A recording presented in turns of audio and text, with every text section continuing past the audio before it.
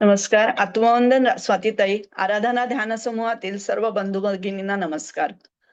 आराधना ध्यान समूहाद्वारे आयोजित साहित्य दीपिका या सदरात आज डॉक्टर स्वाती मोहरीर ताई, सुप्रसिद्ध लेखिका शुभांगीताई भडबडे यांच्या कार्यावर संवाद साधणार आहेत. आराधना ध्यान समूहात स्वातीताईंचे मनापासून स्वागत. स्वातीताईंनी एम.कॉम, LLB, एम.लिप, एम.फिल केले असून त्यांनी PhD library and information science मध्ये केले आहे. त्यांनी नागपूर येथील म.पा. देवस्मृती लोकांची शाळा आणि कनिष्ठ महाविद्यालय येथे ग्रंथपाल म्हणून नोकरी केली. ग्रंथालय आणि माहितीशास्त्र विषयात आतापर्यंत त्यांचे 6 पेपर सादरीकरण झालेले आहे. त्यांना वाचन, लेखन आणि कलेच्या अनुषंगाने येणाऱ्या सर्व गोष्टींची आवड आहे. विदर्भ साहित्य संघाच्या त्या 1993 पासून आजीवन सदस्य असून 2026 ते 2031 या कालावधीसाठी त्यांचे संचालक ग्रंथालय म्हणून तसेच अखिल भारतीय साहित्य परिषद पुरस्कृत साहित्य भारती जिल्हा कार्यकारिणीमध्ये महामंत्री म्हणून नियुक्ती झाली आहे. त्यांनी अनेक संस्थांच्या विविध कार्यक्रमांचे सूत्रसंचालन तसेच पद्मगंधाच्या वार्षिक साहित्य संमेलनाचे आयोजन याची जबाबदारी स्वीकारली आहे. स्वातीताई ललित व कविता लेखन करतात. तरुण भारतच्या आकांक्षा पुरवणीत विदर्भातील 40 लेखिकांच्या ग्रंथांवर ताईंचे परीक्षण प्रकाशित झाले आहे. ताई काव्य वाचन व अभिवाचन पण करतात. मी ताईंना विनंती करते की त्यांनी आपले विवेचन सुरू करावे. नमस्कार. नमस्कार. आराधना ध्यान समूहातर्फे आयोजित साहित्य दीपिकामध्ये मला सहभागी करून घेतलं आणि शुभांगीताईंना आदरांजली वाहण्याची मला संधी दिली, त्याबद्दल मी प्रथमतः आपले शतशः आभार मानते. राष्ट्रीय चरित्रकार स्वर्गीय शुभांगीताई भडबडे यांना स्वर्गीय म्हणणं कसं तरीच होतंय. खरंच नाही वाटत शुभांगीताई आज आपल्या नाहीत. आजच्याच दिवशी मागच्या वर्षी सोबतच होतो रात्रीपर्यंत. अगदी शेवटच्या क्षणी त्या माझ्या सोबत होत्या आणि शेवटचा आशीर्वादही त्यांनी मला त्याच दिवशी दिलेला. तोच आशीर्वाद मला आज माझ्याकडून सर्व काही करवून घेतो आहे असंच मला वाटतं. व्यास पौर्णिमेच्या शुभ संध्याकाळी शुभ पर्वावर माझ्यासाठी गुरुस्थानी असलेल्या हृदय निवासी पद्मगंधा साहित्य प्रतिष्ठानच्या सर्वेसर्वा उत्तम संयोजक, संघटक, महिला लेखिकांना प्रेरणास्थान असलेले व्यक्तिमत्व आणि राष्ट्रीय चरित्रकार ज्येष्ठ साहित्यिक स्वर्गीय शुभांगीताईंना वंदन करून शब्दांची आदरांजली वाहते. उधळून द्याव्या समीरा संगे, उधळून द्याव्या समीरा संगे मनातल्या गंधकुपा, अंतरातल्या आनंदाने भरून जाव्या दश दिशा दिशा दिशा.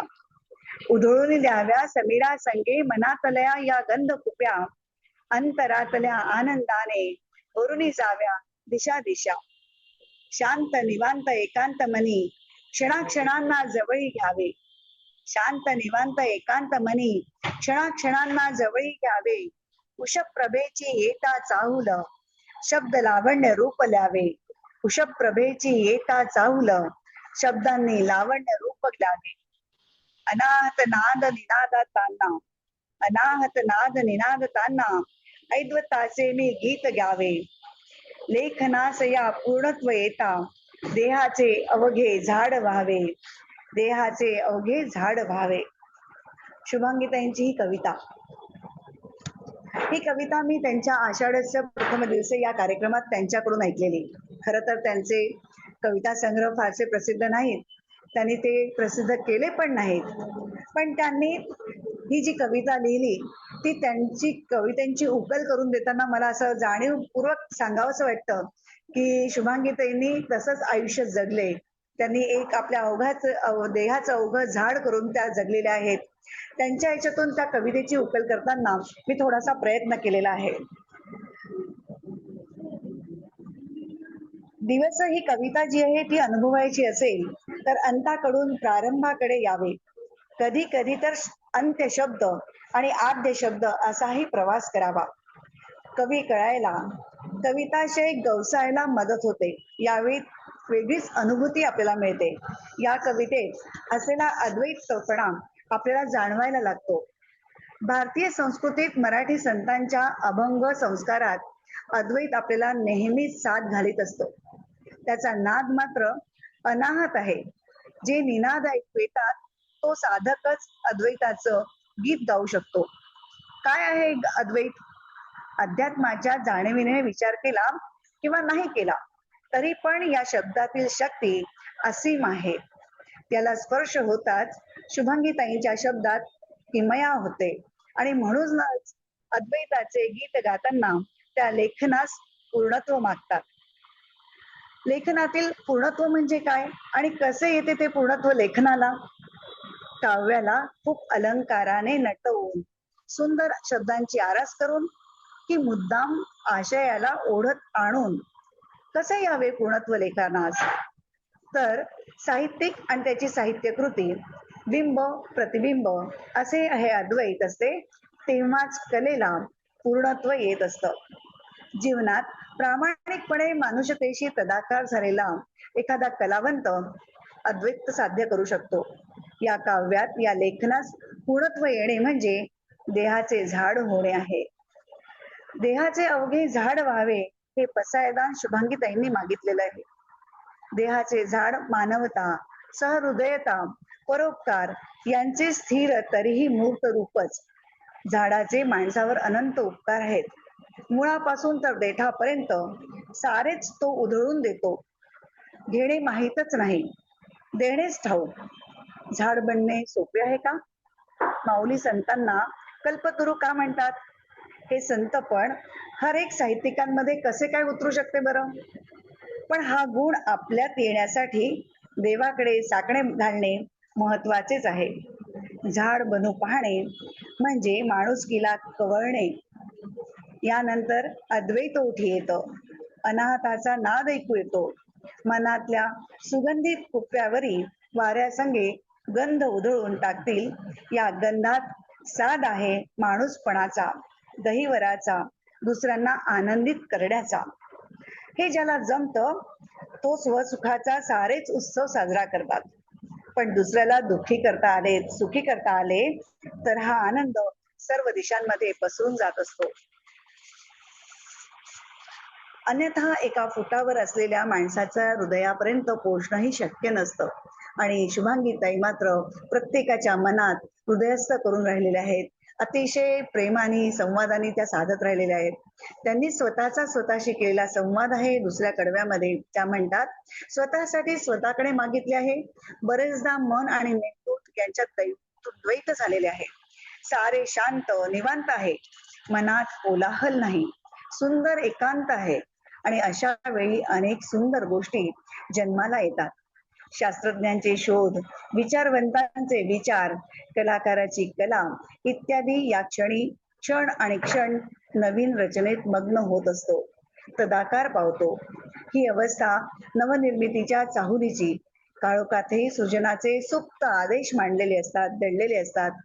त्याची ओळख होण्यामध्ये कवयित्री उषक्कालाची वाट बघत असते. कारण याच प्रभावळीत आपल्या शब्दांना लावण्य मिळण्याचे आश्वासन असते. हे लावण्य वरवरचे नसते. काळोखातही उजेडाचे बी पेरण्याचे सामर्थ्य त्या शब्दांमध्ये असते. ही प्रक्रिया निरंतर सुरू असते आणि यातूनच जे लावण्य अंकुरणार आहे तेच साथ घालतात मानवतेला. ही साध अनाहत नाही, अद्वैताला ही साध आहे. अद्वैत मग हृदयात नांदायला येत असतो. अद्वैताची गंधकुपी समीरा संगे उधळण्याची शक्ती मिळते आणि शब्दांना कृती येते आणि मग देहाचे अवघे झाड होते. ही कविता म्हणजे व्यक्तिगत आनंदापासून झाड होण्यापर्यंतचा असा एका साधकाचा प्रवास. आणि असा साहित्यिक साधकाचा प्रवास शुभांगीताईंनी आपल्या आयुष्यात केलेला आहे. तो प्रवास पूर्णत्वास नेणाऱ्या शुभांगीताईच अगदी शेवटच्या क्षणापर्यंत आई सरस्वतीच्या सृजनाकरिता आयुष्यातला प्रत्येक क्षण या माऊलीने समर्पित केलेला आहे. अतिशय त्यांच्या सानिध्यात मी जेव्हा आले तेव्हा मला आठवतं की मी 1998 पासून खरं तर पद्मगंधाची मेंबर सदस्य झालेली. माझ्या आजी सासूबाई म्हणजेच ज्येष्ठ लेखिका माननीय प्रतिभा कुलकर्णी, त्यांनी मला पद्मगंधाचं आवर्जून मेंबर करून घेतलं आणि सतत माझ्या मागे लागायच्या की तू पद्मगंधामध्ये येत जा, काहीतरी काम आपल्या अंगावर घे. पण मी नाही करू शकले. पण माझ्या घरच्या व्यापामुळे मी बरीच व्यस्त होत होती. तरीही आम्हाला दोघांनाही वाचनाची आवड असल्यामुळे आणि माझा आणि शुभांगीताईंचा एका ग्रंथपाल म्हणून एक जो दुवा जोडले गेला आहे, त्यामुळे मी त्यांच्यापर्यंत तिथे पोहोचल्या गेली. झालं काय, की माझ्याकडे त्यांच्याकडे बरीच पुस्तकं होती आणि म्हणून त्यांनी मला निमंत्रण पाठवलं, की "पुस्तकं घ्यायला ये तुझ्या लायब्ररीसाठी." मी माझ्या घरी सुद्धा एक लायब्ररी सुरू केलेली होती आणि म्हणून मग त्या निमित्ताने मी त्यांच्याकडे गेले. त्यांनी मला त्यांच्याजवळची असलेली पुस्तकं दिली आणि पुस्तकं देताना म्हणल्या, की "आमच्या पद्मगंधामध्ये तू आता कार्यरत हो. तुला काहीतरी आमच्या इथे करायला लागेल." आणि आम्ही दोघं गेलो होतो. तर त्यांनी सहज म्हटलं माझ्या मिस्टरांनी, की "हो, हिला अगदी तुमच्या सुपूर्द करतोय आणि तुम्ही हिला आपल्या कार्याच्या ह्याच्यात सहवासात घेऊन घ्या. म्हणजे ती नक्कीच खूप काही-काही करायला तुम्हाला अ, सोबत होईल. तिला तिला चांगलं शिकायला मिळेल." तर मी म्हटलं, की "नाही, मला ते शक्य होणार नाही एवढं करणं. पण मी तुमच्या इथे नक्की कार्यक्रमांना येत जाईल." तर म्हणल्या, की "सचिव व्हायचंय तुला?" तर "नाही बुवा, मी एवढं काही काम करू शकणार नाही. मला माहिती आहे माझ्यात किती करण्याची क्षमता आहे. त्याच्यामुळे शक्यता नाही." पण मी 2015 पासून मात्र पद्मगंधामध्ये आवर्जून कार्यक्रमांना जायला लागली आणि त्यातच त्यांनी मला त्या पुस्तकांसाठी बोलावलं असताना मी ती पुस्तकं घेऊन आली आणि तेव्हा मात्र मग त्यांनी मला सहसचिव पद बहाल केलं आणि म्हणल्या, की "तुला आता सहसचिव पद घ्यावंच लागेल." ते घेतलं. त्यांच्या त्या सहसचिव पदामुळेच मला त्यांच्याकडून संघटन कौशल्य, एक जबाबदार नेतृत्व कसं करता येईल, त्याच्याबद्दल थोडक्यात थोडं-थोडं मला त्यांनी शिकवायला सुरुवात केली. आणि ते करताना मला लक्षात आलं, की शुभांगीताईंनी माझ्याकडून अजाणतेपणाने बरंच कार्य करवून घेतलं आणि ते करण्यासाठी मला त्यांनीच प्रवृत्त केलं. आणि त्यांनी जेव्हा हे मला करायला भाग पाडलं, त्यावेळी मला लक्षात आलं, की कोरोना काळासारख्या याच्यात त्या पिरियडमध्ये कोरोनाच्या आधी माझ्याकडे जरा थोडंसं एक असं झालं, की 2 वर्षातच माझ्या मिस्टरांचं निधन झालं आणि माझ्या मिस्टरांचं निधन झाल्यावरती त्यांनी मात्र मला, "तुला माझ्या सुपूर्द केलेलं आहे. त्यामुळे तुला सोडता येणार नाही. तू मला सोडायचं नाही. पद्मगंधाला परत कधी सोडणार नाहीस." असं वचन घेतलं आणि तेव्हापासून मी पद्मगंधाशी जोडलेले आहे. आणि सतत त्यांच्यासोबत त्या सांगतील ते कार्य करण्याचा मी माझा प्रयत्न पूर्णतः करते.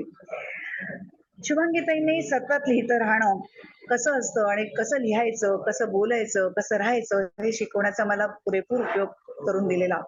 पण त्यांचा जो सात्विक गुण आहे, त्यांनी अनंत विषयावर जे लिखाण केलेलं आहे, ते मला लिहिताना, मला ते समजून घेताना खरंच अजूनही त्यांचा सहवास लाभला असता, तर अतिशय उत्तम झालं असतं, असं मला सारखं मनापासून वाटतं.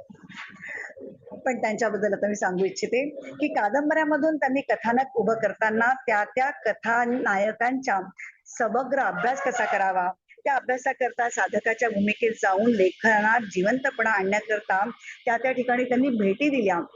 त्या का गरजेच्या आहेत, त्या का केल्या पाहिजेत, हे त्यांनी आम्हाला समजावून सांगत होत्या आणि मला लिखाणासाठी खूप प्रवृत्त केलं. पण मला माहिती होतं, की माझा अभ्यासाचा पिंड असल्यामुळे मी जास्तीत जास्त अभ्यासाचे लेख जे आहेत ते लिहिण्याचा खूप प्रयत्न करते. त्यांनी चरित्र नायकाचे आप्तस्वकीय, परिसरातील समन्वयक आदींना भेटणं, चरित्र संशोधन करणं, चरित्र नायकांवरती लिहिल्या गेलेल्या लेखनाचा धांडोळा घेणं, विसंगतीच्या प्रसंगाचा अनुरूप अर्थ लावणं, चरित्र नायकांना लिहिताना खूप जपावं लागतं. कारण त्याचा संदर्भ आपल्याला त्या चरित्र लेखनात द्यावा लागतो. असं सगळं असताना शुभांगीताईंनी खूप निगुतीने लेखनाचं कार्य केलेलं आहे. एक निर्मिती शुभांगीताईंनी खूप जाणीवेने केलेली आहे. ही जाणीव जपताना शुभांगीताईंनी कधीही वैचारिक तडजोड केली नाही. सत्य असत्य मन केले ग्वाही, मानिले नाही बहुमता, या न्यायानं शुभांगीताईंनी आपलं चरित्र नायक लिहिलेले आहे. राष्ट्रीय आंतरराष्ट्रीय स्तरावर साहित्य क्षेत्रात भव्य दिव्य काम करणाऱ्या शुभांगीताईंचा जन्म श्री रामचंद्र आणि सौ सुधाताई फडणवीस यांच्या उदरी मुंबईला 21 डिसेंबर 1942च्या क्रांती पर्वामध्ये झाला. त्यांनी हिंदी साहित्य घेऊन MA खाजगीरित्या भोपाळ विद्यापीठातून केलं. तसेच अलाहाबाद विद्यापीठातून भाषारत्न, साहित्यरत्न, हिंदी साहित्य घेऊन केलेलं होतं. शुभांगीताईंचा विवाह मिलिटरीतील शिस्तबद्ध सदाचारी मुकुंदराव अनंतराव बडबडे यांच्याशी 1965 मध्ये झाला. 3च दिवसांनी त्यांच्या मिस्टरांना पाकिस्तानच्या युद्ध मोहिमेवरती जावे लागलं. घरच्या आर्थिक परिस्थितीसाठी त्यांनी लेखनाला सुरुवात केली. त्यांची ही पहिली कादंबरी 1978 मध्ये समिधा प्रकाशित झाली आणि सतत मनोरमा प्रकाशनचे जे प्रकाशक आहेत अनिल फडके यांनी सातत्याने 25 वर्ष ताईंच्या कादंबऱ्यांचे प्रकाशन केले. सामाजिक असो, चारित्र्य कादंबरी असो, त्या लिहिताना विषय, व्यक्तिमत्व, स्थल, काल या सर्वांचा सर्वप्रथम विचार करून त्या लिहायच्या. एकूण 85 पुस्तकांचे लेखन करताना त्यात सामाजिक 22 कादंबऱ्या आणि 23 चरित्रात्मक कादंबऱ्या होत्या. त्याही 300 ते 500 550 पानांच्या. जवळजवळ 10 कथासंग्रह. संस्कृतीचे शिल्पकार असलेले अगस्त्य ऋषी, परशुराम, विश्वामित्र, वशिष्ठ, अत्री या 5 ऋषींवर त्यांनी एकाच संचात कादंबऱ्या लिहिलेल्या. हिंदीत त्या प्रकाशित झाल्या.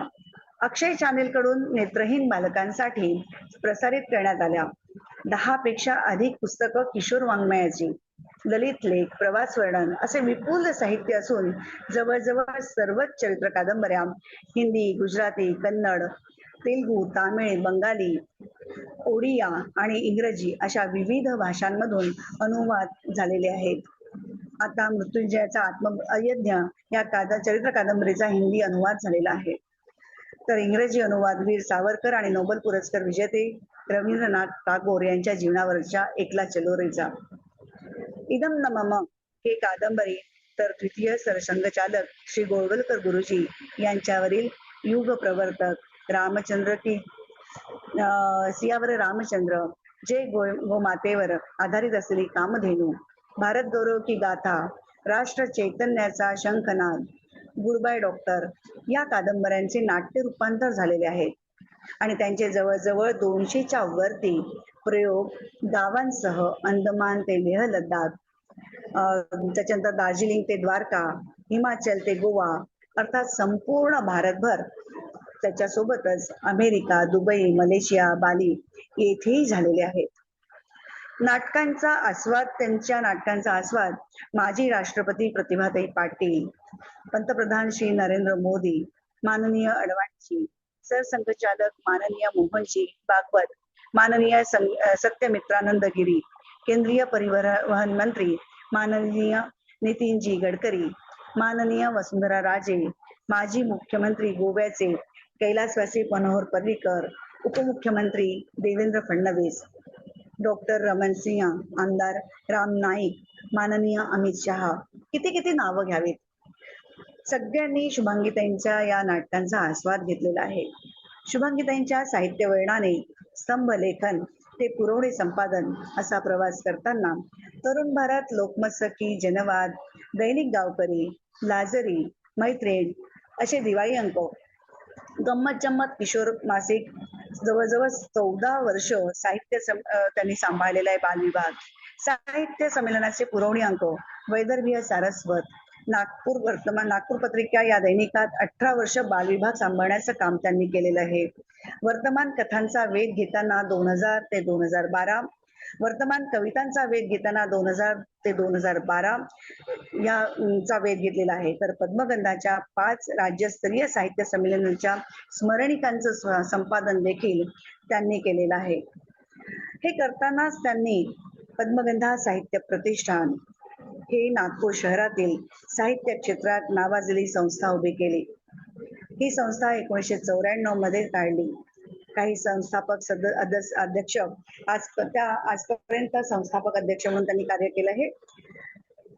या पद्मगंधा साहित्य प्रतिष्ठानमध्ये लेखक आणि लेखिकांना वाङ्मय प्रकारात लेखनाची, काव्य करण्याची, नाटकात दिग्दर्शक आणि रंगकर्मी म्हणून काम करण्याची संधी ही पद्मगंधा देत असते. पद्मगंधाची यशस्वी वाटचाल करताना अनेक मान्यवरांनी त्यांना मदत केलेली आहे. त्यांनी 31 वर्ष संस्थेच्या अध्यक्ष म्हणून कार्यरत असताना संस्थेला एका उंचीवर पोहोचवण्याचं काम शुभांगीताईंनी केलेलं आहे. त्यांच्या मार्गदर्शनाखाली संस्थेच्या कार्यकारिणीने यशस्वीपणे वाटचाल देखील केलेली आहे. ही वाटचाल करताना मध्ये कोविड जेव्हा आलं त्यावेळी मला त्या कोविडमध्येच माझ्यावरती जो प्रसंग होता त्या प्रसंगाला मला त्याच्यापासून दूर जाण्यासाठी प्रवृत्त केलं ते शुभांगीताईंनीच आणि त्यामुळे त्या आभासी माध्यमातून मी त्यावेळी पद्मगंधाचे कोविडच्या वर्षभर अनेक कार्यक्रम आम्ही ऑनलाईन घेतले आणि ते यशस्वी करून दाखवले होते.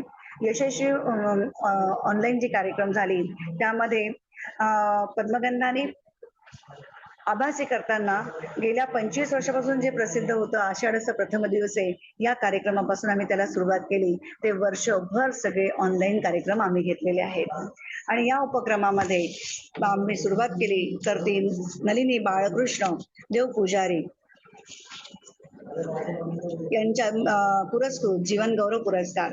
पद्मगंधाचे नियमित आणि वैशिष्ट्यपूर्ण कार्यक्रम होत असतात. त्यामध्ये मुख्यत्वे नलिनी बाळकृष्ण देव पुजारी पुरस्कृत जीवन गौरव पुरस्कार विविध क्षेत्रातल्या राष्ट्रीय आणि आंतरराष्ट्रीय स्तरावर कार्य करणाऱ्या मराठी व्यक्तींना हा सन्मान दिला जातो. आजवर हा पुरस्कार doctor Jayant Narlikar, lieutenant general D P. Shekatkar, doctor Raghunath Mashelkar, Baba Amte, माननीय शिवशाही पुरंदरे, ॲडव्होकेट उज्ज्वल निकम, डॉक्टर प्रकाश आमटे, माननीय राजदत्त, माननीय सुनील गावस्कर, ज्येष्ठ लेखक मधु मंगेश कर्णिक, डॉक्टर राम शेवाळकर, माननीय दिलीप प्रभावळकर, पर्सिस्टंट कंपनीचे सर्वेसर्वा डॉक्टर आनंद देशपांडे, माननीय रोहिणी हट्टंगडी आणि नवीन संसद भवनचे शिल्पकार माननीय विनायक देशपांडे तसेच पितांबरीचे संचालक प्रभू देसाई या अशा मान्यवरांना जीवन गौरव पुरस्काराने सन्मानित केलेले आहे. तर दुसरा आमचा महत्वाचा आणि मोठा कार्यक्रम असतो तो म्हणजे शंकरराव जाधव पुरस्कृत आणि डॉक्टर शुभांगी इंगोले यांनी त्यांच्या वडिलांच्या स्मृतीप्रित्यर्थ दिलेल्या देणगीतून 2 दिवसीय वार्षिक साहित्य संमेलन आणि यामध्ये दरवर्षी राज्यस्तरीय पुरस्कार देण्यात येतात. त्या अनुषंगाने कार्यक्रम इथे घेतले जातात. असं हे साहित्य संमेलनाचं स्वरूप असतं. अखिल भारतीय साहित्य संमेलन पद्मगंधाने जवळजवळ 5 घेतलेली आहेत या 30 वर्षाच्या कालावधीमध्ये.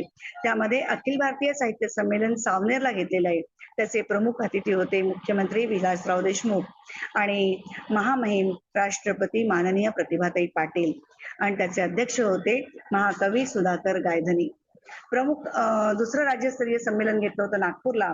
त्याचे प्रमुख अतिथी होते नंदा जिचकार महापौर महानगरपालिकेच्या. अध्यक्ष होते समीक्षक डॉक्टर किशोर सानप. राज्यस्तरीय साहित्य संमेलन नागपूर जे 3रं झालं होतं तिथे प्रमुख अतिथी होते खासदार अजय संचिती. उद्घाटक होते माननीय मुख्यमंत्री देवेंद्र फडणवीस आणि अध्यक्ष होते डॉक्टर व्ही स. झोळ.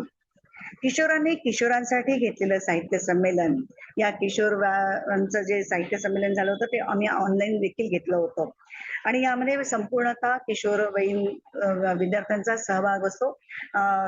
कनिष्ठ महाविद्यालयांच्या विद्यार्थ्यांचा याच्यामध्ये सहभाग होता.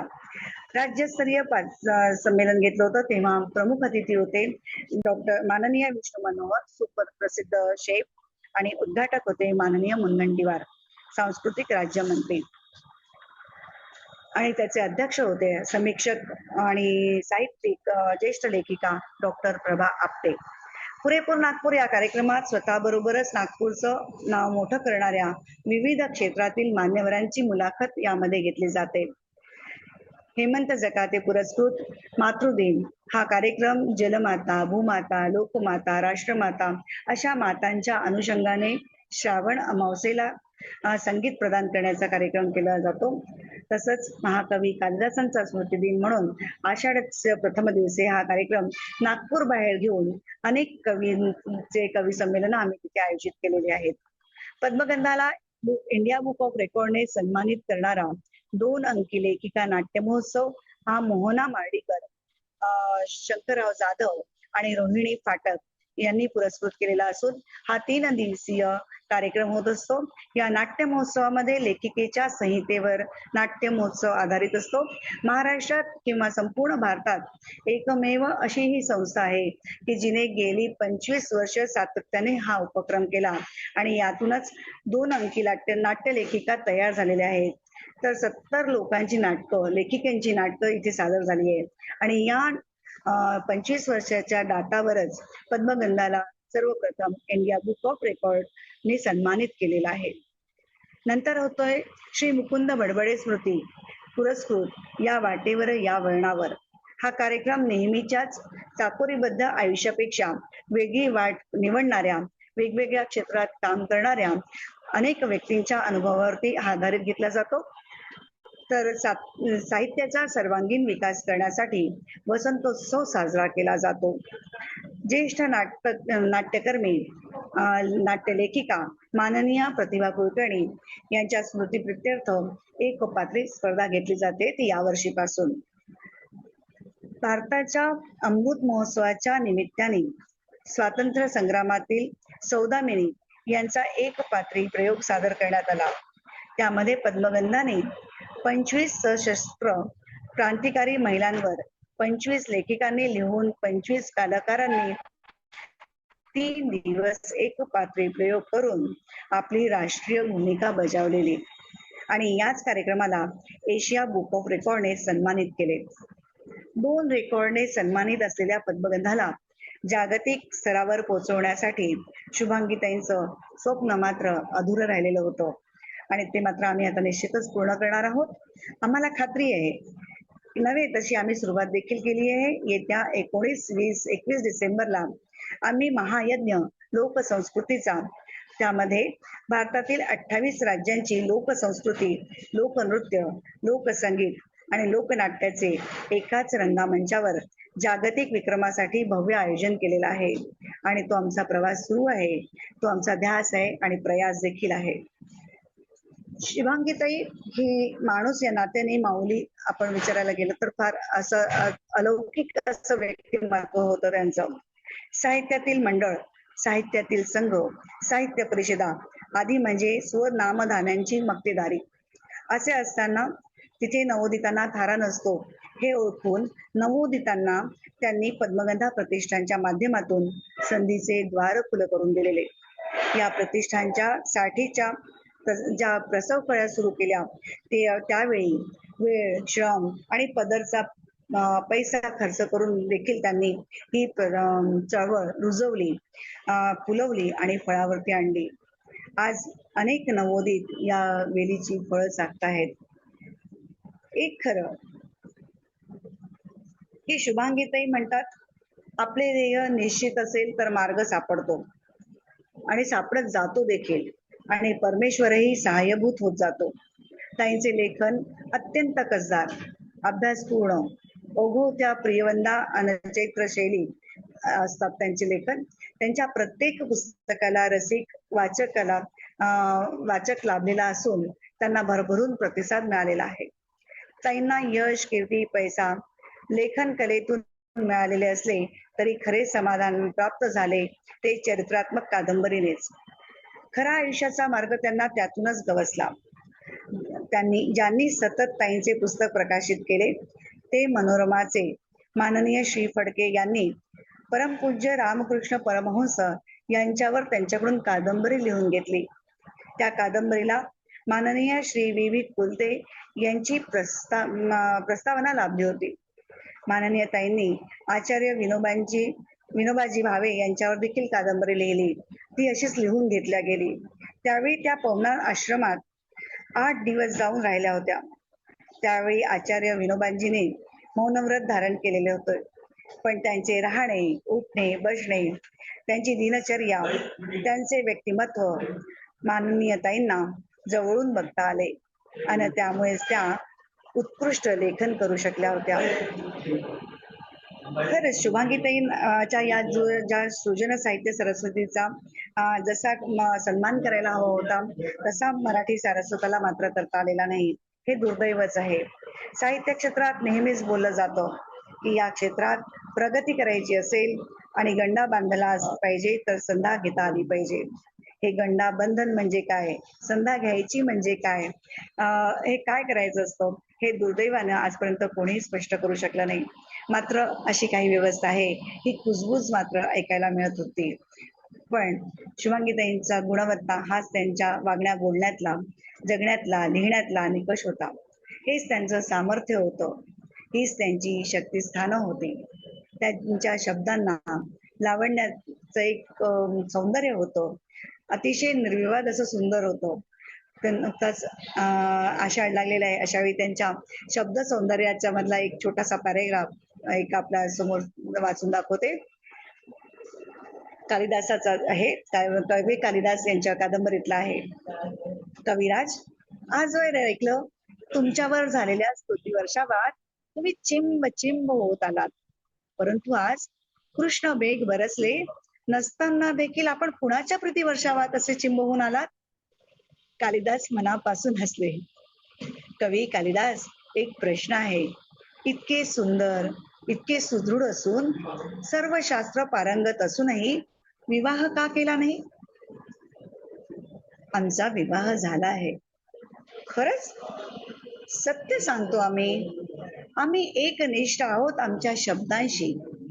ललित रम्य, ललित गर्भ, आशय संपन्न, नव नव उन्मेष शालिनी प्रतिभेशी. तीच आमची लावण्यवती कामिनी, तीच आमची प्रियतमा. सर्वच हसले.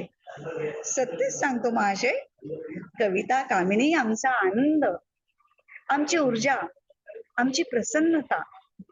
आम्ही तिला शब्दांचे अलंकार घालतो, तिची अनन्य आराधना करतो. आम्ही केवळ तिचाच विचार करतो. कवी महाशय, आपण या कामिनीचं वर्णन तरी करावं. अवश्य, परंतु ते मनात म्हणाले, वर्णन करता येईल तिचं? निराकारातून निनाद देणारी, अंतर्मनातील नादमय चाहूल कशी सांगावी? तिच्या नुपुरांचा झंकार कसा सांगावा? शरीराचा कण अणकण रोमांचित होतो हे कसं सांगावं? तिची लय, गती, ध्वनी, आशय, विषय, अर्थ, लावण्य कसं सांगावं? मनाला संभ्रमित करणारी, हळूवार शब्दांनी मोहित करणारी कविता कामिनी, तिचं वर्णन कसं करावं? उग्र तापमानात ती तिची छाया आहे. शीतल चांदण्यात ती मोहिनी आहे. ती गंध कामिनी आहे. कधी शब्दातून अवतरते, कधी निसटते, कधी बिलगून बसते. आपली अनन्य प्रीती आहे तिच्यावर. बोलावं कविराज. कथन करतो. कविता रमणी नव यौवना, कविता कामिनी अभिसारिका, कधी ती लावण्यवती वसुंधरा, कधी ती नुपुरांची छनछन माला, कविता आशयाची पूर्तता, कधी भावनांची उत्कट माला, कधी ती मनगर्भातील नवकलिका, कधी चिंब चिंब पाऊस धारा. वाह वाह कालिदास. पुढे, कविता सागराची रत्नमाला, कधी खोल खोल पाताळ गंगा, कविता मातेची स्पर्श माया, कधी पित्याची घनगर्द छाया, कधी द्वैताची तर कधी अद्वैताची गर्भमाया, भक्तीची मधुर वीणा ती, कधी नवयुवतीचा शृंगार ती, शब्दात मौनात स्पर्शात ती, आमची कविता कामिनी. अति सुंदर, अति सुंदर. कालिदास स्वतः मग्न होते. सत्य सांगू, कविता कामिनीचा नादच नसावा, मोहच नसावा. लपेटून टाकते ती सर्वांगाला. कधी सुरमयी ती संध्या ती, कधी वेदनामयी रात्र ती, राग अनुराग संवेदना ती, कधी कृष्ण ती तर राधा मी, कधी कृष्ण ती तर कधी राधा मी, कधी कृष्ण ती तर राधा मी. आणि कालिदासाच्या नेत्रातून आषाढ मेघ दाटून आले. असा सुंदर संवाद कवी कालिदास या कादंबरीतला. अतिशय शब्दांचं सौंदर्य त्यांच्या लेखनातून असायचं. आम्ही कवी शिखा कालिदास या कादंबरीचं अभिवाचन केलं होतं आणि अतिशय सुंदर आम्हाला ते शब्द, त्यातला ते भाव, तो अर्थ, त्यांचं ते लालित्य, शब्द लालित्य ते ऐकून तर अतिशय वाचतानाही आम्हाला खूप मजा आली आणि सुंदर असं अभिवाचन आम्ही त्या कादंबरीचं केलेलं आहे. त्यांचा एकला चलो रे आणि सतत लिहित राहणं या दोन गुणांच्या आधारावर शुभांगीताईंनी जो असाधारण प्रवास केला तो अलौकिकच आहे. त्या म्हणायच्या, लेखनाचे तंत्रमंत्र उमगत नसतानाही संसाराला मदत करण्याची जिद्द आणि लिहिण्याची जबरदस्त इच्छा याच्यामधूनच त्यांनी लेखनाला उपजीविकेचं साधन बनवलं होतं. आणि आपलं साहित्य टिकलं पाहिजे याचा विचार करत त्यांनी चरित्र कादंबरी लिहिण्याचा मार्ग अवलंबिला. तरुणाला लाजवणाऱ्या शुभांगीताईंनी इंस्टाग्राम, फेसबुक, व्हॉट्सअप इत्यादी सर्व सोशल मीडियाचा देखील वापर करून स्वतःला अपडेट ठेवलं होतं. आत्मचरित्ररूपी ओंजळभर बकुळीची फुलं अत्यंत समाधानाने, साश्रू नयनाने शिवशंकराच्या पदकमली वाहिली होती आणि सोशल मीडियावरती त्यांनी ते अपलोड देखील केलेली. त्यांनी जायच्या आधी पंतप्रधान नरेंद्र मोदी यांच्यावरचे राजयोगी कादंबरी त्यांच्या हातात देऊन आपलं स्वप्न पूर्ण केलं. पद्मगंधा साहित्य प्रतिष्ठानच्या माध्यमातून शुभांगीताईंनी स्वातंत्र्याच्या सारस्वतांच्या मांदी आईला एकत्र आणून संघटन कौशल्य आपलं दाखवलेलं आणि ते कल्पनातीत आहे. साहित्य प्रतिष्ठानच्या सुरुवातीला अनेक अडचणी आल्या आणि त्यांनी त्याला तोंड देखील अगदी यांनी धीरज दत्तांनी दिलेला आहे. शुभांगीताईंच्या संस्थेचा हा विशाल वटवृक्ष जो झाला, त्या वटवृक्षाच्या मध्ये अतिशय संवेदनशील ही छोटीशी मूर्ती असली तरी कीर्तीने दिगंत झालेली होती. साहित्य संस्थांच्या मोजपट्टीमध्ये विचार करताना आपल्याला लक्षात येईल की शुभांगीताईंनी पद्मगंधा साहित्य प्रतिष्ठानची उंची एका विशिष्ट उंचीवर नेऊन ठेवलेली होती. काळ अनंत आहे, आकाश अफाट आहे, त्याचप्रमाणे शुभांगीताईंच्या साहित्याची ध्वजा सुद्धा आकाशात डौलत राहणार होते आहे. शुभांगीताईंनी त्यांचे स्वप्न किती पूर्ण करायचे, किती सकारात्मकता त्यांनी दाखवावी त्यांच्या मनामध्ये, त्यांच्या कार्यामध्ये. जसा त्यांना मृत्यू हवा होता तसा देखणा मृत्यूचा सोहळा देखील त्यांनी अनुभवला होता. त्यामुळे शुभांगीताईंना जेव्हा असा विचार केला, त्यांच्या कादंबऱ्यामध्ये त्यांची जी शिवप्रिया ही कादंबरी आहे, त्या कादंबरीचं जे वर्णन त्यांनी त्याच्यात केलेलं आहे, त्यांनी किती वर्षापूर्वी एक ती कादंबरी लिहिलेली, पण त्यांच्या मनात जो मृत्यूचा सोहळा होता तो त्यांनी तिथे अधोरेखित केलेला आणि तसा सोहळा त्यांनी अनुभवलेला होता.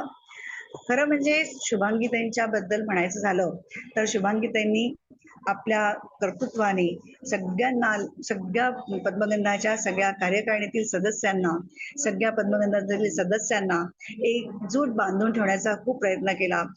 प्रत्येक पद्मगंधाच्या प्रत्येक कार्यक्रमाचे एक विशिष्ट पद्धतीने त्यांनी संघटन असं केलं की प्रत्येक कार्यक्रम एका पदाधिकारीला वाटून दिलं. त्या पदाधिकाऱ्यांनी त्यांचं संघटन वाटून दिलेलं, आपापली एक टीम तयार केली आणि प्रत्येक जण त्या कार्यालयात राहिलं. माझ्याकडे त्यांनी वार्षिक साहित्य संमेलनाची जबाबदारी सोपवली 2023 पासून, पण पहिल्याच वर्षी माझ्याकडे ते 2023ला माझ्या मुलाचं लग्न असल्यामुळे मी ती जबाबदारी घेतली, पण मी तेव्हा ते काही काम करू शकले नाही. दुसऱ्या वर्षी पद्मगंधाचं साहित्य संमेलन झालं, त्यामध्ये त्या संमेलनातच राज्य पुरस्कार वाटल्या गेलेली होती, त्यामुळे त्याही वर्षी मी वाचली त्या काम करण्यातून.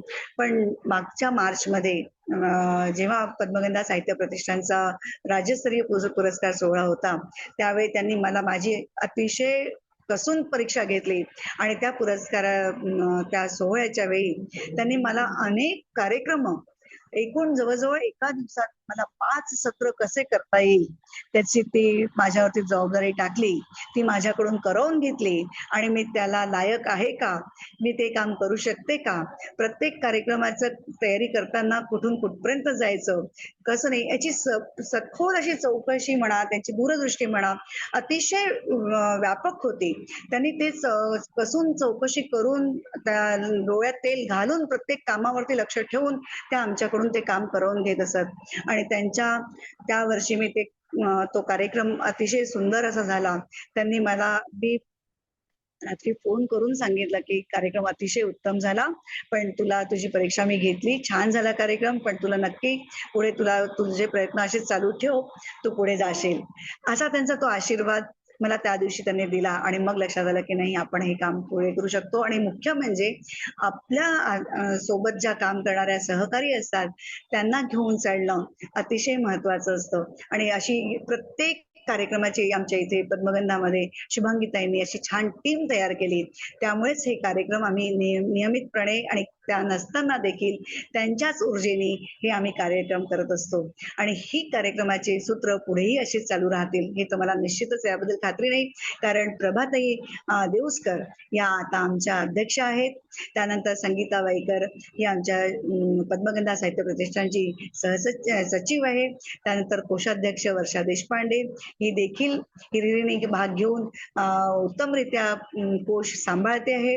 अशी पूर्ण टीम जी तयार झालेली आहे त्या टीमच्या भरोशावरती आम्ही पद्मगंधा साहित्य प्रतिष्ठानची धुरा सांभाळण्याचा प्रयत्न करतोय. आणि ही धुरा सांभाळताना आम्हाला जाणवतं की शुभांगीताईंनी किती दूरदृष्टीपणाने विचार केला असेल. कारण आम्हाला वंदे मातरम 75 वर्ष झालेली होती आणि वंदे मातरम चा आता नियम निघालेला आहे की प्रत्येक कार्यक्रमाच्या शेवटी वंदे मातरम म्हणायला पाहिजे. पण 5 वर्षापूर्वीपासूनच वंदे मातरम हे आपल्या कार्यक्रमाच्या सुरुवातीला आपण घेतलंच पाहिजे, आपल्या राष्ट्रमातेचं गान आपण केलंच पाहिजे, या दूरदृष्टीने शुभांगीताईंनी 5 वर्षापूर्वीपासून माननीय दत्ता हरकरे यांच्या आवाजातलं गायन करून घेतलेलं वंदे मातरमचं आणि ते वंदे मातरम गीत आम्ही दर कार्यक्रमाच्या सुरुवातीला म्हणत असतो. आम्हाला माहिती नव्हतं की पुढे जाऊन असा GR येईल किंवा असा आदेश येईल की प्रत्येक कार्यक्रमात वंदे मातरम गायलाच पाहिजे. पण त्यांची दूरदृष्टी किती होती बघा. त्यांनी हे आमच्याकडून करवून घेतलं आणि प्रत्येक कार्यक्रमाची सूत्र कशी असावी, कशी त्यातून ते मार्ग कसे काढावे हे त्यांनी सांगितलं. आणि आता तेच काम प्रभाताई अतिशय सक्षमपणे काम करते आहे.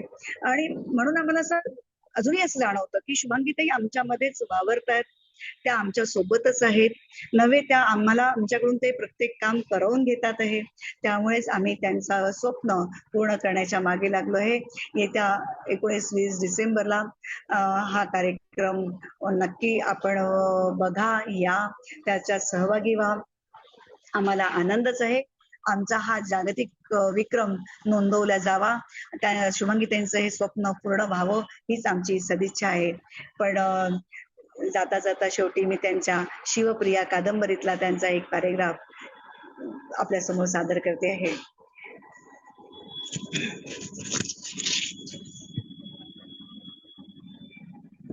श्रावण सोमवार होता मागच्या वर्षी. ब्रह्ममुहूर्तावरती शिवशंकरांनी शुभांगीताईंच्या हाताची पकड निश्चित केली आणि सारी सृष्टी निर्माण करणारा तो निराकार नियंता, त्याचं रहस्य माणसाला कळलेलंच नाही. त्यांनी माणसाला बुद्धी, शक्ती आणि मनाचं सामर्थ्य दिलं. मिळालेल्या जीवनाचा आनंद घ्यायचा सोडून मृत्यूचा ध्यास कशाला हवा? येणारच असतो तो आपल्या पावलांनी. मग वेळेचा उपयोग करत हवं ते साध्य करणं अशक्य नाही. त्यात तूही आहेस. तू मिळवलाच नाही हवं ते. मग आता 4 ओळी लिहायच्या राहिल्यात, हा शोक कशाला? शुभांगीताई म्हणतात आहे, अगदी खरं आहे. मोह कुठेतरी संपायला हवा. हो ना? आता सांग सखे, हवी चिरंतर मुक्ती की हवा पुन्हा जन्म? नको, काहीही नको. पण माझी 4 पानं लिहायची राहिली शिवशंकरा, मग मी कुठेही आनंदात राहील. आशय घन लेखनाने लेखक चिरंतन होतो सखे. मला आता नाही मोह. चल घेऊन चल मला. पण सखे, तुझी राहिलेली 4 पानं मी स्वतः पूर्ण केलीत. जमलंच तर मला क्षमा कर. काय देवा, तू पण ना, तू स्वतः आलास, माझ्याशी बोललास. आणखीन मला काय हवं? शिवशंकराची हाताची पकड घट्ट झाली असेल. मी माझी राहिलेच नव्हते. माझी देह जाणीव संपली होती. माझा आत्मा अवकाशाच्या 14 वायुमंडलात विसावला होता. शिवप्रिया या त्यांच्याच कादंबरीतील हा संवाद आणि असा हा मृत्यू त्यांनी ब्रह्ममुहूर्तावरती अनुभवला. काय वाटलं असेल त्यांना यावेळी, काय आलं असेल त्यांच्या मनात, की त्या आपल्या नश्वर देहाला सोडून आनंदात विलीन झाल्या, आनंदात विलीन झाल्या. आणि त्या दिवशी मात्र पद्मगंधा मुळासकट हादरून गेली. खरंच अतिशय वाईट वाटतं की आजच्याच दिवशी त्यांनी आमची भेट घेतलेली होती आणि त्या आम्हाला सगळ्यांना सोडून गेलेल्या आहेत. आजही असा विचार केला तर वाटतं, पण खरं तर आमच्या सोबतच त्या आहेत. त्यांना हीच माझी आदरांजली आणि मी इथेच थांबते. नमस्कार. खूप छान ताई, खूप छान शुभांगीताई तुम्ही उभ्या केल्यात आणि त्यांची कविता किंवा त्यांची साहित्याचे खूप छान ओळख करून दिली ती. आणि कविता पण खूप छान होती आणि शिवप्रिया कादंबरीतला शेवटचा जो संवाद होता तो तर अप्रतिम होता. खूप छान. धन्यवाद ताई.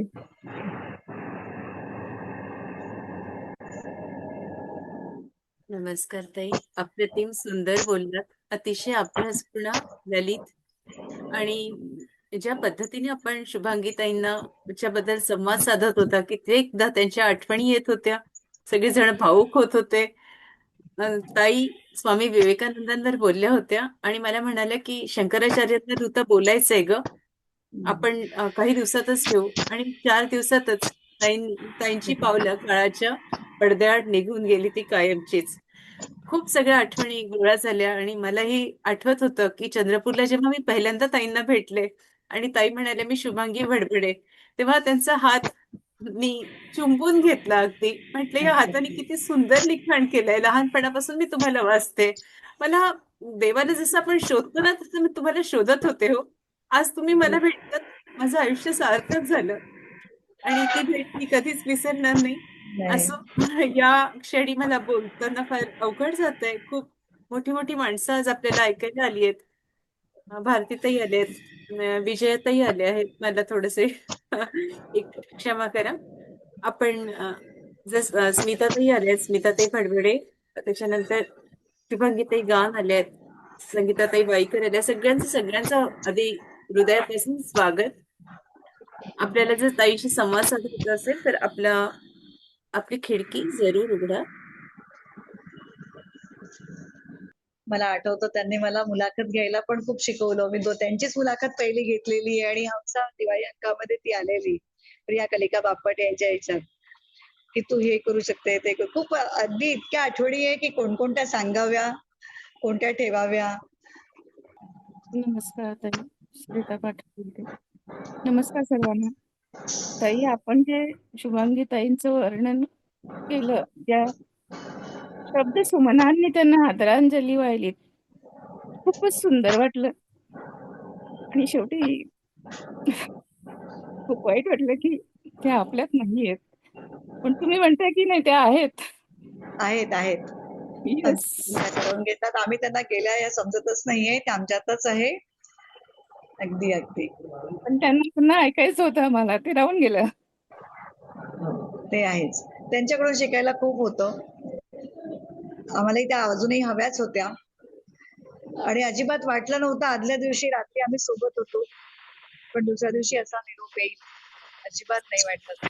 अजूनही आठवतो मला तो दिवस. पुष्कळ गोष्टी आठवतात, अंगावर काटा येतो आणि खूप भावुक होऊन काय होतं ना, त्यांनीच इतकं छान शिकवलेल्या गोष्टी आहेत, त्याच्यातून माझ्या दुःखातून मला बाहेर काढलेलं आहे, ते तर मी कधीच विसरू शकत नाही. आणि खूप गोष्टी आहेत. सुदामी ताईंना बोलायचं. चांगलं बोलली स्वाती, एकदम जवळच आहे ती मला बऱ्यापैकी. तुमच्या पुस्तकांचे सगळ्यात त्यात पूर्ण तो प्रसंग आठवला तिथे त्या दिवशीचा, आणि तुमच्याकडे प्रकाशन झालं होतं तेव्हा. पासूनच ती हुरहुर हुरहुर वाटत होती. हो दिवसापासून होत होतं आणि आता नेमका सोमवार आहे. हो ना, पण नाही, श्रावण असल्यामुळे, नाहीतर तारीख आणि ते वार ते सगळं इतक्या हो. कधी येत नाही. 18 वर्षांनी येते त्या तारीख तिथी आणि वार. पण ते सगळं अनपेक्षित होतं, पण त्यांच्या इच्छेप्रमाणे त्यांनी तो अगदी स्वीकारला होता म्हणून. खूप तेच मला देखण आनंद होतो की निदान कमीत कमी मी त्यांना बोलवल्यामुळे त्या सगळ्या साहित्यिकांमध्ये होत्या. खूप मग तेच तेच त्यांनी ते खूप सगळं सोहळा तो इतका अगदी त्यांच्या कल्पनेसारखा अनुभवला. खूप छान झालं. जाणं रस्ता लावून गेलं. सकाळी पहिला फोन तूच केला मला आणि मला ते सांगितलं. ते सगळं क्षण जसाच्या तसा पुन्हा जसाच्या तसा डोळ्यासमोर उभा राहिला. कालाय तस्मै नमः.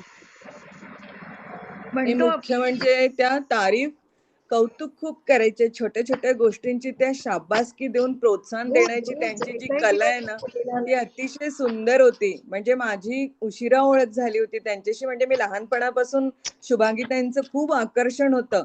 पण प्रत्यक्ष जेव्हा भेटीचा योग आला, जेव्हा मी पद्मगंधा जॉईन केली आणि इतक्या जवळच्या झाल्या त्या कमी वेळामध्ये, की मला वाटतं 2-3 दिवसात ना एक फोन त्यांचा असायचा. आणि इतकी माहिती मला सांगायच्या आणि इतकं ते तू कसं लिहायचं, तू कुणाचं मार्गदर्शन घ्यायचं. 1-1 तास बोलायच्या आणि म्हणायच्या, "बापरे अलका, किती वेळ झाला गं? 1 तास बोललो आपण." मला इतकं छान वाटायचं. म्हणजे दुसरी आई होती ती दुसरी.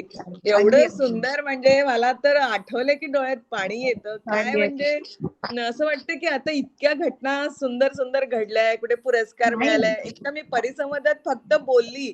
म्हणे तू खूप मस्त बोलली आहे, मी तुला 10 वाजता कॉल करते माझी पूजा झाली की.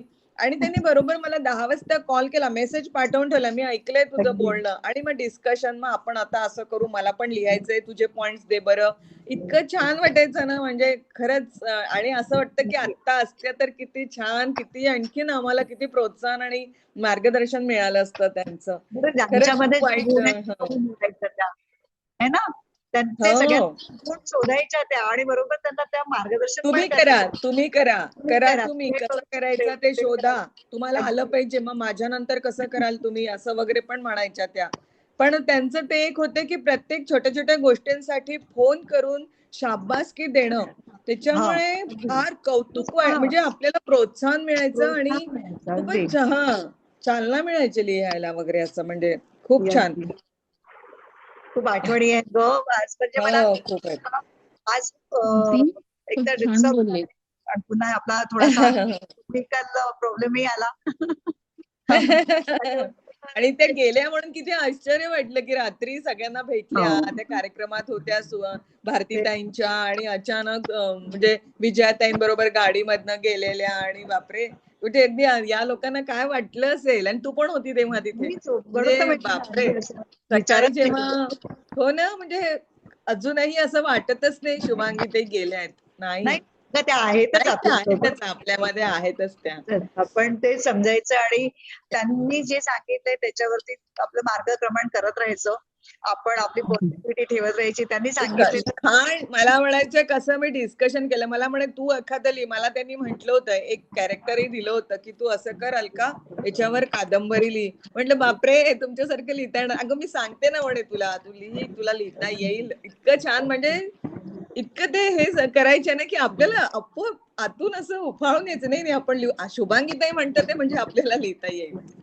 मला खरंच त्यांनी त्याचं सपोर्ट केला आणि 2018 पासून इतका तो सपोर्ट होता. आता मला जाणवतं ते की मी आता तर खूप मिस करते. तू तर सोड, पण मी कमी हो. वेळात त्यांच्या ह्याच्यात सानिध्यात येऊन मी इतकी मिस करते त्यांना, की इतके आनंदाचे क्षण आले आहेत, इतके पुरस्कार मिळतात ते. आणि असं वाटतं शुभांगीताई असतात तर मला किती गोड ना. ते आहेत म्हणा, वरतून त्यांचे आशीर्वाद आहेत. मी तेच बोलते की नक्की त्यांच्या आशीर्वाद आहे मला त्यांचे. असं ते पुढे पुढे जायला मिळतंय. कदाचित ते त्यांच्या हो. आशीर्वादच आहेत. आणि शेवटचा दिवस त्याच दिवशी त्यांनी मला दिलेला चांगला आठवतो मला.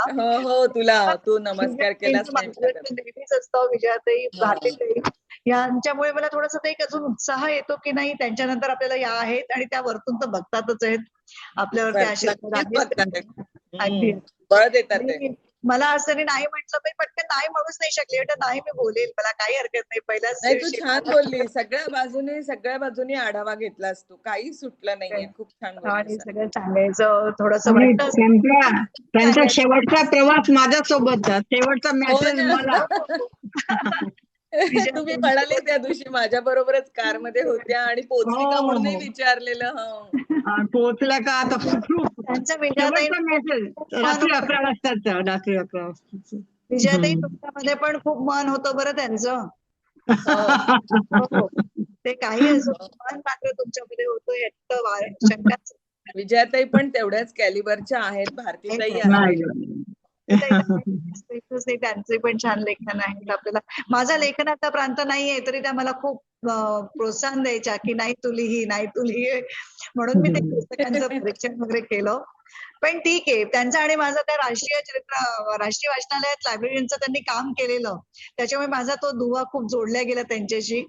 त्यांची त्यांचं परिस्थिती म्हणणं स्वाती, त्यांचं म्हणणं होतं की रोज 5 पानं तरी लिहा आणि हा, त्या हा. पाणी भरता भरता लिखाण करायच्या, नळ यायची वाट पाहत त्या डायनिंग टेबलवर बसून लिखाण करायच्या, हे त्यांनी सांगितलेलं आहे. त्यांचं सकाळी 4 वाजता उठून रोजचं लिखाण होतं. रोज त्या 25 पानं लिहायच्या.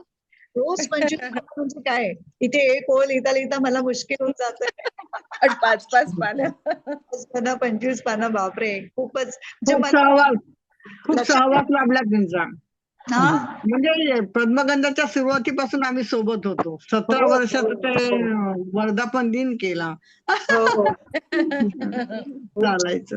म्हणजे पद्मगंधाच्या वेळेला त्यांनी जेव्हा इंडिया बुक ऑफ रेकॉर्डच्या वेळेला पण त्यांनी इतकं छान मला असं नाही हा डाटा तो घ्यायचा, जमा करायचा, लिहायचा, पुन्हा तो मेल करायचा, सगळा तो विचार केला, तेव्हा म्हटलं बापरे यांची किती दूरदृष्टी आहे. म्हणजे त्यांच्यासारखं पण खरंच म्हणजे आजच्या याच्या जगात असतो वापरतो आपण, तरी आपण तितकं नाही पुढे जाऊ शकत आहे. म्हणजे मला त्याचं वाईट वाटतं की त्यांच्या सोबतीने आपण राहिलो असतो बराच वेळ, बराच काळ आपल्याला त्यांच्यासोबत राहायला मिळाला असता. म्हणजे आयुष्य म्हणजे कॉलेजचे दिवस जर त्यांच्यासोबत राहायला मिळाले असते तेव्हापासून तर आपण खरंच बापरे, मग तर काय विचारूच नको. आणि त्यांचं प्रोत्साहन पण ते तर नेहमीच कसं होतं. गेल्याही पण अशा की जसं काही अगदी आता कालपर्यंत माझं तरुण भारतात कथा आली होती, आदल्या दिवशी त्यांनी मला कॉल केला होता, छान होती कथा, छान आहे सगळं, आणि अचानक दुसऱ्या दिवशी नाहीये. म्हणजे बापरे. तुला माहिती का त्या ना सारख्या आपल्या जाण्याबद्दल पण खूप छान बोलायच्या. हा, मी गेल्यानंतर असं हा. म्हणून त्या माझा व्हिडिओ काढून ठेव, पण आणि माझं हे लिहून ठेव. स्वातीच्या कामामध्ये तुमची खूप मदत होते ग. तू आहे, हो. तुझ्या त्या मैत्रिणी आहेत, तुम्ही खूप मदत करता स्वातीला. सुरुची बोलते मी. टीम चांगली आहे. टीम चांगली आहे. हा, सुरुचिताई बोलत. हा, ऑनलाईन जेव्हा कार्यक्रम घेतले ना अलका आम्ही, त्यावेळेस आवर्जून इतके छान व्हिडिओ काढायच्या.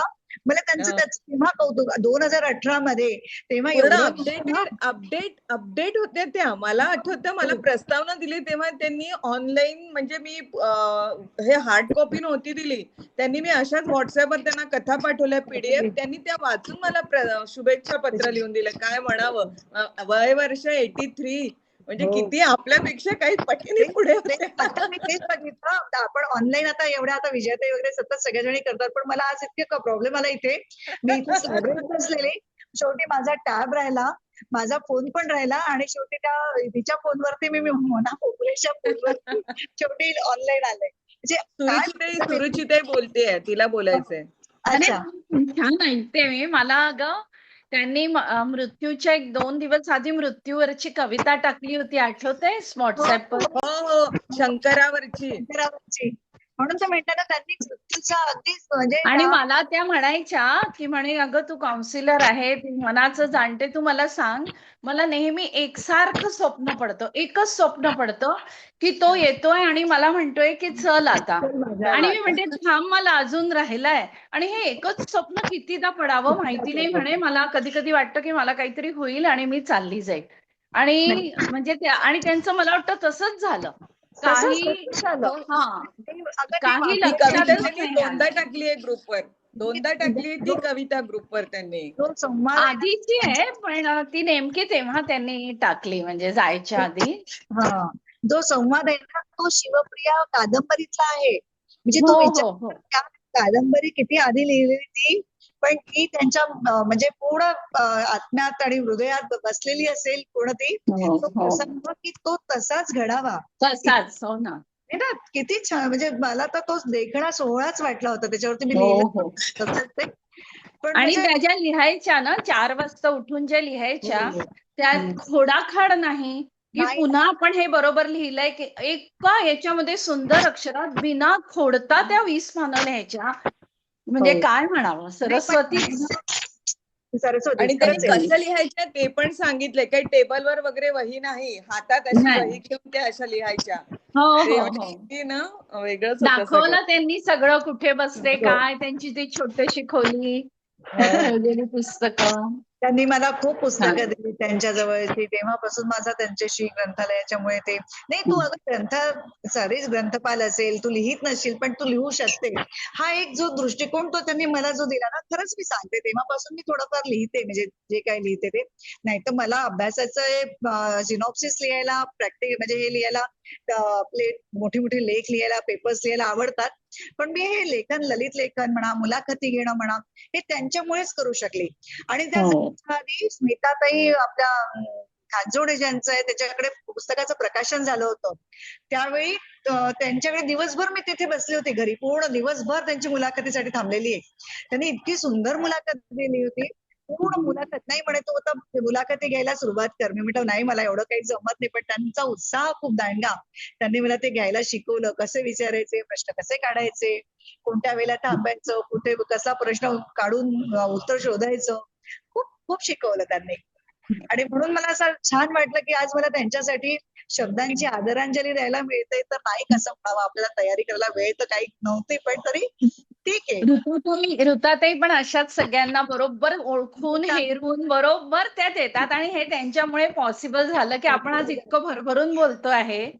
ते ऋताताईंमुळे ते हेरतात बरोबर. मी तेच म्हणते, विद्याताईंमुळे, ऋताताईंमुळे आपल्याला ही संधी मिळाली आहे तर ती सोडायची नाही. आणि मी ऋताताईला तेच म्हणणार आहे की या ज्या ग्रुपमध्ये तुम्ही ती लिंक प्रत्येकाचीच टाका, म्हणजे आम्हाला बाकीच्यांचंही ऐकायला मिळेल. कारण ती या ग्रुप जर केलेला असेल तर त्या ग्रुपमध्ये टाकत राहिलं तर आपण कधीही ऐकू शकतो.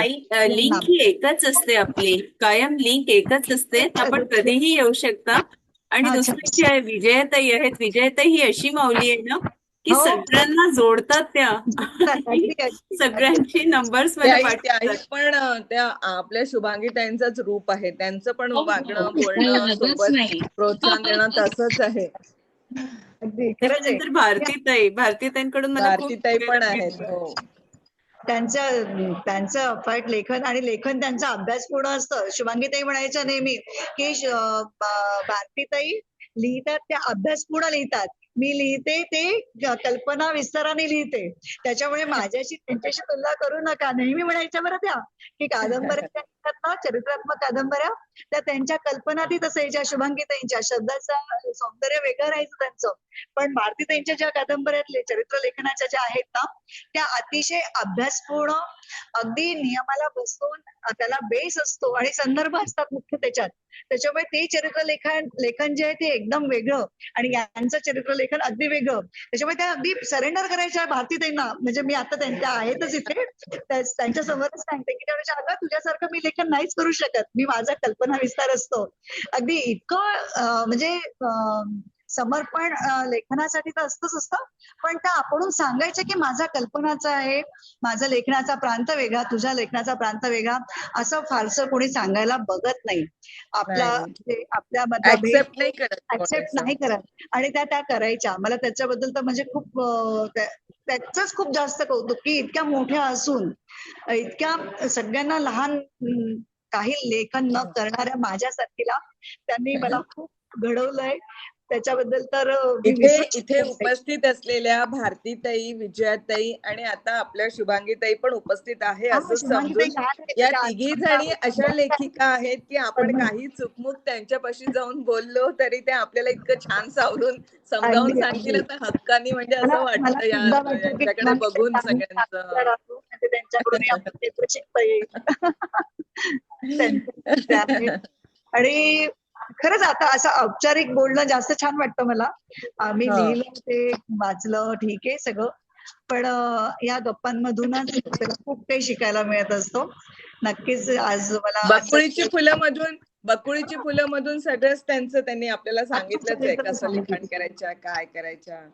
त्यांनी सांगितलं ना, मी पैसा कमावला याच्यातनं बराच, कारण की मला गरजही होती आणि मी कसं मला असं लिखाण केलं वाटतं सांगितलं त्यांनी. मानधन घेणाऱ्या शेवटच्या शुभांगीताईच असाव्या ज्यांना मानधन मिळत होतं असं म्हणजे जास्ती त्यांनीच सांगितलेलं की रॉयल्टी मिळते म्हणे मला. रॉयल्टी मिळते. हा, मीच असावी रॉयल्टी मिळणारी शेवटची लेखिका म्हणून.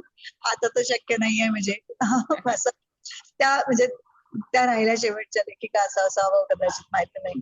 पण ठीक आहे, आपल्याला त्यांच्याबद्दल राहायला मिळालं, आनंद मिळाला, समाधान मिळालं की आपण एवढ्या मोठ्या लेखिकेची त्यांच्या कादंबऱ्या वाचून लहानाची मोठी झाली, त्यांच्यासोबत राहण्याचा योग आला, त्यांच्याकडून शिकायला मिळालं. अजून गुरुपौर्णिमेच्या दिवशी काय म्हणू मी याच्या व्यतिरिक्त आता परवा अगं मानधन आम्हाला मिळतं हं?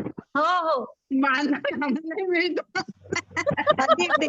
नाही नाही, त्या वयाच्या हिशोबाने सांगत होता की वयाच्या हिशोबाने म्हणजे अशा कमी लेखिका राहिल्या ना आता, त्याबद्दल त्या म्हणल्या त्या कमी लेखिका राहिल्यामुळे आता भारती ताईलाही मिळतं आणि म्हणजे कमी लोकांना मिळतं वास्तविक पाहता, पण मिळतं. त्या मान्य ज्येष्ठ लेखिकांना तर मिळणारच आहे, ते प्रश्नच नाही. ज्येष्ठ लेखिकांना मिळणारच आहे. त्यात तुमचा कालखंडच वेगळा होता. तुमच्या कालखंडात इतक्या छान छान लेखिका होऊन गेलेल्या आहेत. तुम्ही आहात, आम्हाला त्याचा आदर वाटतो. तुमच्या सोबत राहू, तुमच्या सोबत शिकू. तुमच्याकडूनच मी अजूनही तो वार्षिक साहित्य संमेलनाचा सगळं तुम्ही शिकायचं आम्हाला शिकवलेलं आहे. तुमच्या हातूनच मी पुढे चाललेली आहे. तुमचे आशीर्वाद माझ्यासोबत आहेत आणि असेच राहू द्या. छान. आणि तुम्ही मला छान संधी दिली बोलायची, खूप छान वाटलं, खूप छान. मी आपले आभार न मानता आपल्या ऋणातच राहू इच्छिते. उद्या पुन्हा भेटायचंय शुभांगीताईंवर, त्यांच्या शुभांगीताईंना ऐकायचंय. आणि शुभांगीताई गान त्यांच्या बहीण या दोघी संवाद साधणार आहेत. त्याच्यामुळे सगळ्यांना विनंती, स्मिताताई आपला जर व्हिडिओ सुरू केला तर बरं होईल. शुभांगीताई, स्मिताताई आपल्याला विनंती करते,